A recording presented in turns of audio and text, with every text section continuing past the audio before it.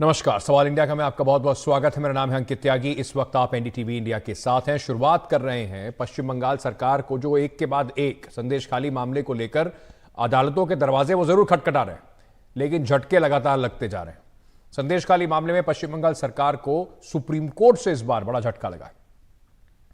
शाहजहां शेख मामले में की जांच सीबीआई ही करेगी, ऐसा सुप्रीम कोर्ट ने कहा है। सुप्रीम कोर्ट ने यह भी कहा है कि सीबीआई जांच के जो आदेश हैं उसमें दखल देने से इनकार उन्होंने कर दिया है। पश्चिम बंगाल सरकार इसमें दखल चाहती थी। कलकत्ता हाईकोर्ट के जांच सीबीआई को देने के आदेश में दखल देने से सुप्रीम कोर्ट ने किया है इनकार। हालांकि सुप्रीम कोर्ट ने हाईकोर्ट के आदेश में पुलिस और राज्य सरकार के खिलाफ टिप्पणियों को हटा दिया है। इसलिए चलते हैं, मेरे सहयोगी आशीष भार्गव इस वक्त हमारे साथ जुड़ रहे हैं, सीनियर लीगल एडिटर है हमारे। आशीष, इस जो एक के बाद एक तो राजनीतिक तौर पर भी इसका असर होगा, विपक्षी पार्टियों को मौका मिलेगा। पश्चिम बंगाल सरकार एक बार फिर से कहीं ना कहीं उनके ऊपर आरोप लग रहा है कि उस बचाने के लिए कोशिश कर रहे हैं, कोर्ट के दरवाजे खटखटा रहे हैं। राहत नहीं मिली है। सुप्रीम कोर्ट ने किन बिंदुओं पे कहा है पश्चिम बंगाल सरकार को कि जो सीबीआई जांच है वो जारी रहेगी? जी बिल्कुल, देखिए यहाँ पर जस्टिस बी.आर. गवई और जस्टिस संदीप मेहता की बेंच ने सीधे तौर पर सवाल पूछा कि आखिरकार 50 दिनों तक शाहजहां शेख की गिरफ्तारी क्यों नहीं हुई, इतना लंबा वक्त गिरफ्तारी के लिए क्यों लगाया गया। 42 जो एफआईआर शाहजहां शेख के खिलाफ है उनका भी सुप्रीम कोर्ट ने जिक्र किया और पूछा कि ये कब कब दर्ज हुई हैं और किन किन मामलों में दर्ज हुई हैं। कहीं ना कहीं ईडी सुप्रीम कोर्ट को इस मामले में संतुष्ट करने में शामिल रही, संतुष्ट कर पाई कि ये मामला फिट केस है जिसकी सीबीआई इंक्वायरी होनी चाहिए, क्योंकि राज्य सरकार और पुलिस शाहजहां शेख की मदद कर रही थी। उन्होंने ये भी कहा कि हाईकोर्ट के आदेश जारी करने के बावजूद पश्चिम बंगाल पुलिस ने सीबीआई को कस्टडी नहीं सौंपी शाहजहां शेख की। जब वो कंटेम्प्ट में गए, अवमानना का मामला किया, उसके बाद हाई कोर्ट ने आदेश दिया और उसके बाद ही ये केस जो है सीबीआई को ट्रांसफ़र किया गया। यही बात सारी सुप्रीम कोर्ट के सामने रखी और सुप्रीम कोर्ट ने कहीं ना कहीं ये मान लिया कि राज्य पुलिस ने जिस तरीके से कार्रवाई की है वो शंका पैदा करती है और इसलिए इस मामले में कहा कि हम इस मुद्दे पर कोई दखल नहीं देना चाहते। हाईकोर्ट ने जो फैसला दिया है उसे बरकरार रखेंगे और किसी भी तरह की कोई दखल हम इसमें नहीं देंगे। तरफ से ये मांग की गई सुप्रीम कोर्ट में कि हाईकोर्ट ने बेवजह राज्य पुलिस और मशीनरी के खिलाफ टिप्पणियां की हैं जिनको हाईकोर्ट के आदेश से उसे हटाया जाना चाहिए। उस बात को सुप्रीम कोर्ट ने मंजूर कर लिया है और हाईकोर्ट की जो प्रतिकूल टिप्पणियां थी पुलिस और मशीनरी के खिलाफ उसे वापस कर दिया। लेकिन बड़ा झटका है, इस पूरे मामले की जांच जो है वो सीबीआई ही करती रहेगी। जी आशीष, बने रहिए हमारे साथ क्योंकि आज कोर्ट में काफी व्यस्त दिन था। आशीष के लिए बड़ा व्यस्त दिन था। एक के बाद एक कुछ बड़े फैसले आए। सुप्रीम कोर्ट ने एक अहम फैसले में स्टेट बैंक ऑफ इंडिया, जो देश का सबसे बड़ा बैंक है, उसकी उस याचिका पर सुनवाई करते हुए उनकी याचिका खारिज कर दी। याचिका में स्टेट बैंक ने कहा था कि चुनावी बॉन्ड से जुड़ी जानकारी देने के लिए उसको 30 जून यानी कि करीब करीब चुनाव के बाद तक का समय चाहिए। अब इस मामले में एसबीआई को बड़ा झटका लगा है। चुनावी बॉन्ड मामले में एसबीआई को कोई राहत नहीं मिली है। कल यानी कि मतलब ये समझिए कि सुप्रीम कोर्ट ने वो 3 महीने मांग रहे थे। सुप्रीम कोर्ट ने कहा कि 3 महीने नहीं, 3 हफ्ते नहीं, 3 दिन नहीं, आप कल ही यानी कि 12 मार्च तक सारा ब्यौरा एसबीआई को देना होगा। चुनाव आयोग 15 मार्च तक सारा ब्यौरा सार्वजनिक करे और 15 मार्च शाम 5 बजे तक ये जो अपनी वेबसाइट पर इलेक्शन कमीशन को ये सारा जो ब्यौरा है कि भाई किसने कितने रुपए की कितनी रकम के इलेक्टोरल बॉन्ड खरीदे और किस पॉलिटिकल पार्टी को कितने रुपए के उन्होंने बॉन्ड भुनाए, ये आपको पूरा जो है जानकारी देनी होगी। चुनावी बॉन्ड मामले पर सुप्रीम कोर्ट ने सख्ती दिखाते हुए कहा कि हम एसबीआई को नोटिस देते हैं कि यदि एसबीआई इस आदेश का पालन नहीं करेगी समय सीमा के भीतर, तो न्यायालय जानबूझ के अवज्ञा के मामले में उनके खिलाफ कार्रवाई भी कर सकता है, कंटेम्प्ट की प्रोसीडिंग भी चलाई जा सकती है।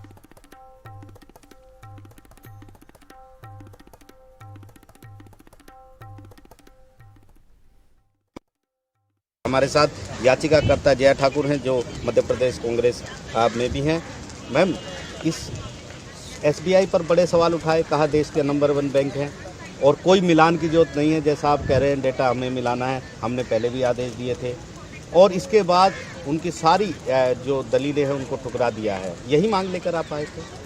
नहीं, हमारी मांग थी कि आप जो भी डाटा है वो सार्वजनिक करें, जो एसबीआई करने में असक्षम रही है, और ये सही तरीके से डिटेल्स अभी भी आज जो उन्होंने उनके वकील ने जो दलीलें दी हैं वो ये दी हैं कि हमारे पास इतना बड़ा डाटा है और हमारे पास जो है उसको रिकॉर्ड मेंटेन करने के लिए समय नहीं मिला है। तो मैं ये उनसे कहना चाहूँगी कि आप 15 फ़रवरी को जब ये आदेशित किया गया था, कोर्ट ने आदेश दिया था कि आप इसको सारा सार्वजनिक करें, तब से अब तक आप क्या कर रहे थे? तो कोर्ट ने उनको सख्त आदेशों में ये निर्देशित किया है कि आप कल तक इसको डाटा दें, अदरवाइज इसको कोर्ट की अवान माना जाए। ये तो कोई सवाल ही नहीं उठता है कि इतने बड़े संस्थान के पास एक रिकॉर्ड मेंटेन करने की व्यवस्था नहीं है। मुझे नहीं लगता कि अगर ऐसा नहीं है तो फिर किस तरीके से आप अपना संस्थान रन कर रहे हैं, ये एक बड़ा प्रश्न चिन्ह है। हमें ये उम्मीद है कि और ये आशा करते हैं कि एसबीआई या भारत सरकार, भारतीय जनता पार्टी की सरकार कहीं इसको मिस इंटरप्रेट ना करे, कहीं कोई ऑर्डिनेंस का रास्ता ना अख्तियार करे, और जो सुप्रीम कोर्ट ने, माननीय सर्वोच्च न्यायालय ने आदेश जारी किए हैं उसका 100% पालन करना चाहिए। सुप्रीम कोर्ट के माध्यम से या जो साथी इस बात को चाहते हैं कि जनता जाने, तो मुझे उम्मीद है कि देश की जनता जानेगी कि इलेक्टोरल बॉन्ड्स बीजेपी पे जो आए हैं या अन्य दलों पे जो आए हैं वो किन किन के माध्यम से पहुंचाए। कल तक आदेश है स्टेट बैंक ऑफ इंडिया को कि ये पूरा का पूरा सूची इलेक्शन कमीशन को पहुंचाए, और इलेक्शन कमीशन को आदेश है कि 15 मार्च के 5 बजे शाम को, उससे पहले ये उनके वेबसाइट पे खुले रूप में इसको जो है वेबसाइट पे होना चाहिए। और ये हम समझते हैं कि बड़ा अच्छा निर्णय है, हमारे देश की जनतांत्रिक व्यवस्था और चुनावी व्यवस्था के लिए बड़ी अच्छी बात है। मेरे सहयोगी आशीष भार्गव हमारे साथ जुड़े हुए हैं। आशीष, बड़े बड़े वकील इस मामले में उतरे थे। एसबीआई की तरफ से हरीश साल्वे मैदान में थे, दूसरी तरफ से भी कपिल सिब्बल, अभिषेक मनु सिंघवी जैसे बड़े वकील मैदान में थे। बहुत अहम दलीलें रही, लेकिन सुप्रीम कोर्ट कहीं ना कहीं शुरुआत से ही जो बेंच थी वो सख्त रही एसबीआई की इस दलील पर कि हमको और समय दे दीजिए। उन्होंने सीधे सीधे पूछा भी कि 26 दिनों में आपने किया क्या है, उसका ब्यौरा दीजिए। जी बिल्कुल, देखिए जो 5 जजों का संविधान पीठ था जिसमें खुद चीफ जस्टिस डीवाई चंद्रचूड़ थे, उन्होंने सबसे पहले यही सवाल पूछा था कि हमने 15 फरवरी को आदेश दिया था, 3 हफ्ते का वक्त आपको दिया था, 26 दिन अब हो चुके हैं, आपने अपनी एप्लीकेशन में कहीं भी ये नहीं लिखा कि अब तक आपने क्या किया है, किस तरीके से आप इस मामले में आगे बढ़े हैं, और आप सीधे जो है वक्त बढ़ाने की मांग लेकर चले आए हैं। दूसरा सवाल उन्होंने ये उठाया कि 5 जजों के संविधान पीठ का एक फैसला आया था और अब आपके जो एक ऑफिसर हैं वो आदेश में संशोधन की मांग लेकर सुप्रीम कोर्ट पहुंचे हैं। ये बहुत गंभीर मामला है। सुप्रीम कोर्ट ने साफ किया, जिस भी मैचिंग की आप बात कर रहे हैं वो हमने अपने आदेश में कभी नहीं कहा था। 2019 में भी आपने आपसे डाटा लिया गया था इलेक्शन कमीशन के द्वारा, जो सील बंद कवर में सुप्रीम कोर्ट के पास था। सुप्रीम कोर्ट ने उस डाटा को सील खोलकर उस डाटा को देखा और फिर कहा कि हमारी नज़र में आपके पास तमाम चीज़ें मौजूद हैं, आपको और कुछ नहीं करना है। आप 12 मार्च के वर्किंग आवर जो होते हैं, बिजनेस आवर, उसमें ये डाटा जो है वो चुनाव आयोग को दीजिए। चुनाव आयोग को जो 13 मार्च तक ये डाटा पब्लिश करना था, अब 15 मार्च की शाम 5 बजे तक का आदेश दिया गया है। जी, यानी कि सुप्रीम कोर्ट ने बिल्कुल मोहलत नहीं दी है। अब बस बात ये सारी होगी कि जो एसबीआई की दलील भी थी कि ये थोड़ा सा समझने में मुश्किल होगी किसने किसको कितना पैसा दिया, लेकिन किसने कितना रुपए के इलेक्टोरल बॉन्ड खरीदे और किस पॉलिटिकल पार्टी ने कितने रुपए के इलेक्टोरल बॉन्ड भुनाए, ये जानकारी 15 मार्च तक इलेक्शन कमीशन की वेबसाइट पर नजर जरूर आ जाएगी। आशीष, बहुत बहुत शुक्रिया हमारे साथ जुड़ने के लिए। आगे बढ़ते हैं और एक छोटा सा ब्रेक लेकर फिर वापस आएंगे। कुछ राजनीतिक खबरें हैं। टिकट डिस्ट्रीब्यूशन को लेकर कांग्रेस और बीजेपी में दोनों में ही आज एक अहम मीटिंग होने वाली है। उस मीटिंग के बारे में भी आपको बताएंगे छोटे से ब्रेक के बाद।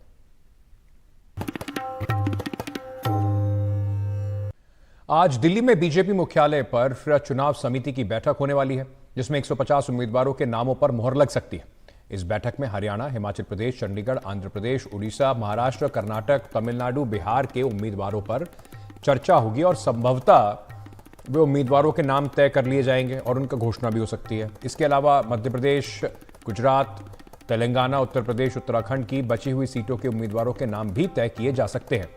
इससे पहले शनिवार को गृह मंत्री अमित शाह और बीजेपी अध्यक्ष जेपी नड्डा की उम्मीदवारों के नाम तय करने के लिए गुजरात, मध्य प्रदेश, तेलंगाना के नेताओं से बैठक हुई थी। आपको बता दें कि बीजेपी की पहली लिस्ट में 195 उम्मीदवारों के नाम घोषित किए जा चुके हैं।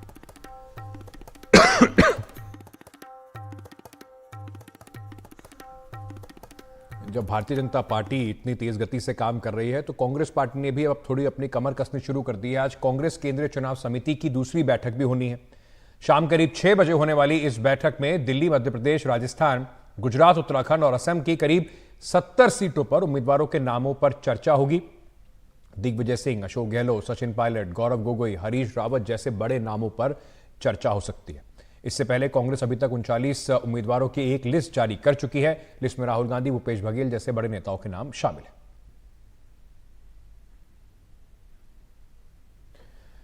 तो बीजेपी के खेमे में क्या क्या उम्मीद इस बार लगाई जाए, किसका नाम आएगा, किसका कटेगा, उस पर जानकारी देंगे मेरे सहयोगी रवीश रंजन शुक्ला। कांग्रेस के ऑफिस से वैभव पलिनकर इस वक्त हमारे साथ जुड़ रहे हैं। रवीश, 195 नामों की एक बड़ी लिस्ट जो थी पहली, वो आ चुकी। कितने नाम आज घोषित हो सकते हैं? किस किस के ऊपर खतरा मंडरा रहा है? क्या जानकारी मिल रही है आपके सूत्रों से? जी देखिए, आज केंद्रीय चुनाव समिति की दूसरी बैठक है और 6 बजे के बाद में कभी भी शुरू हो सकती है। और आज मुख्य तौर पर जो निगाहें लगी रहेंगी वो लगी रहेंगी कि क्या बिहार में जो 17 सीटें हैं उन पर बीजेपी अपने उम्मीदवारों की घोषणा करती है, क्योंकि लगभग जो है वो नाम तय हो चुके हैं। सूत्रों के हवाले से खबर ये मिल रही है कि बिहार के जितने भी बड़े चेहरे हैं उन सबको दोबारा मैदान में उतारा जाएगा। वो चाहे आपके जो रविशंकर प्रसाद हैं वो हों, चाहे RK सिंह हो, ये सारे जो जितने भी बड़े नाम हैं उनको उतारा जाएगा।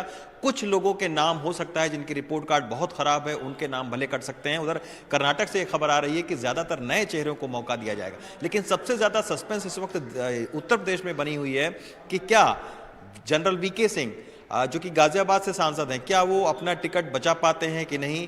मेनका गांधी हैं, वरुण गांधी हैं, ब्रजभूषण शरण सिंह हैं, इन सब के जो टिकट पर सस्पेंस बना हुआ है, आज उस पर चर्चा हो सकती है। साथ में आपने अभी देखा कि हरियाणा में गठबंधन को लेकर भी आज JP नड्डा के घर पर एक बैठक हुई है। आज हरियाणा के ऊपर में भी चर्चा हो सकती है कि आखिर क्या हरियाणा में सभी सीटों पर लड़े या कुछ सीटें JJP को दिया जाए। रवीश बने रहिए हमारे साथ। चलिए कांग्रेस के खेमे में आपको लिए चलते हैं। वैभव, कांग्रेस थोड़ा कम उम्मीदवार अभी तक घोषित हुए हैं, सिर्फ 39 उम्मीदवार पहली लिस्ट में आए। इस बार क्या आज शाम को भी एक कोई लिस्ट आ सकती है? कौन कौन बड़े नेता हैं जिनकी किस्मत का फैसला हो सकता है?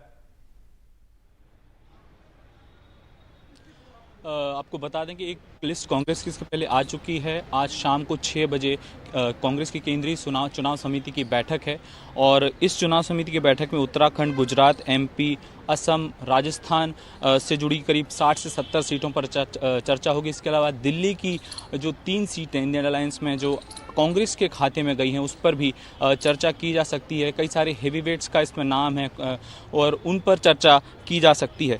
उम्मीद की जा रही है कि आज शाम तक जो कांग्रेस की दूसरी लिस्ट है उसमें आ सकती है और उसमें कई सारे बड़े चेहरों के नाम हम देख सकते हैं। बहुत बहुत शुक्रिया हमारे साथ जुड़ने के लिए। छोटा सा एक ब्रेक ले रहे हैं। खबरों का सिलसिला NDTV पर जारी है, बने रहिए हमारे साथ।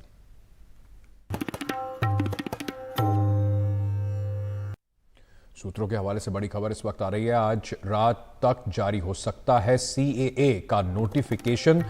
आपको बता दें, गृह मंत्री अमित शाह लगातार इस बात को हर रैली में कहते जा रहे हैं कि चुनाव से पहले ही ये नोटिफिकेशन आना है। और ये जो CAA दिसंबर 2019 में संसद में पास हुआ था, इसके तहत धार्मिक अल्पसंख्यकों को भारत की नागरिकता देने का इसमें प्रावधान किया गया है। और इसी को आज रात तक इसकी अधिसूचना जो है, नोटिस जो है, वो आज जारी हो सकता है।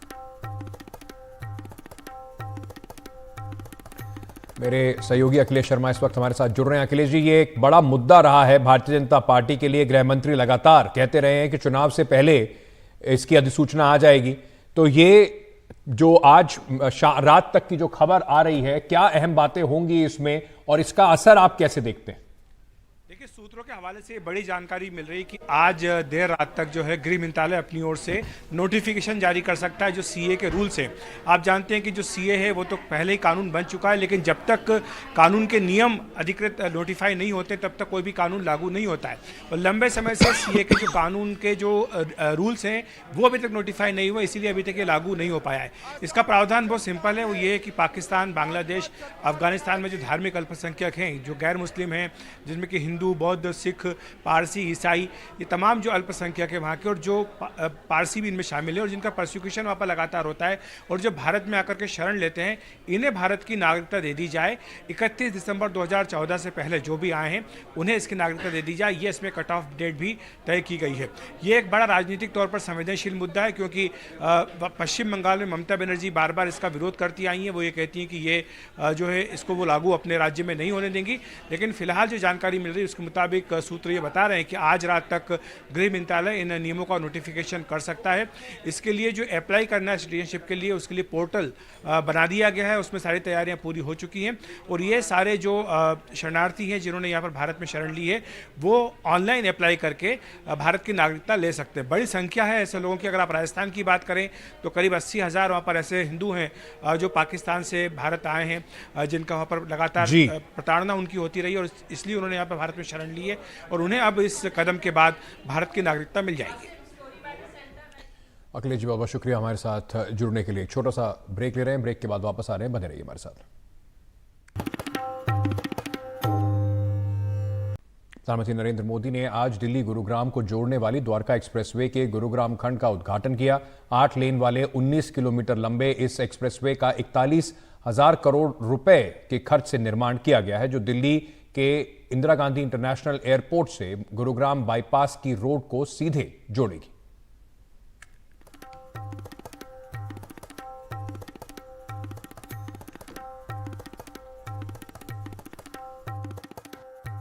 आज से द्वारका एक्सप्रेसवे की शुरुआत हो गई है और फिलहाल हम उसी एक्सप्रेसवे पर हैं जिसका कुछ वक्त पहले प्रधानमंत्री नरेंद्र मोदी ने लोकार्पण किया, उद्घाटन किया।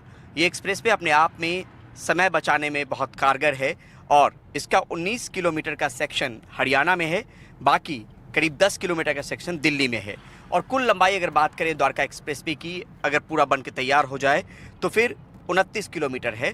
लेकिन फिलहाल जो है गुड़गांव सेक्शन वाला, जो दिल्ली के शिव मूर्ति से शुरू होता है और खिड़की दौला तक वो जाता है, वो उसकी शुरुआत जो है आज से हो गई है और आपको देखने में सीधे तौर पे लगेगा कि किस तरीके से जो जाम की स्थिति बनती थी उसके लिए एक अल्टरनेट विकल्प के तौर पर आपके पास अब द्वारका एक्सप्रेसवे होगा। इसकी खासियत के बारे में अगर बात करें तो ये सिंगल पिलर पे 8 लेन वाला देश का पहला एलिवेटेड रोड है। जी हाँ, देश का पहला एलिवेटेड रोड होगा ये। और साथ में इसकी खासियत एक और है कि 34 लेन का सबसे बड़ा टोल प्लाजा इसी द्वारका एक्सप्रेसवे पर है और यहाँ पर सीधे तौर पर दिल्ली से गुड़गांव जो लोग आ रहे होंगे या गुड़गांव से दिल्ली जा रहे होंगे उनको जाम से राहत मिलेगी। आने वाले वक्त में सुरंग के माध्यम से आईजीआई एयरपोर्ट की कनेक्टिविटी भी बढ़ जाएगी। जब ये पूरी तरीके से बनकर तैयार होगा द्वारका एक्सप्रेसवे तो पानीपत सोनीपत के लोग भी सिंघू बॉर्डर होते हुए सीधा आईजीआई एयरपोर्ट पे आ पाएंगे और 20 से 25 मिनट में वो दूरी तय कर पाएंगे जो 2 घंटे में करते थे।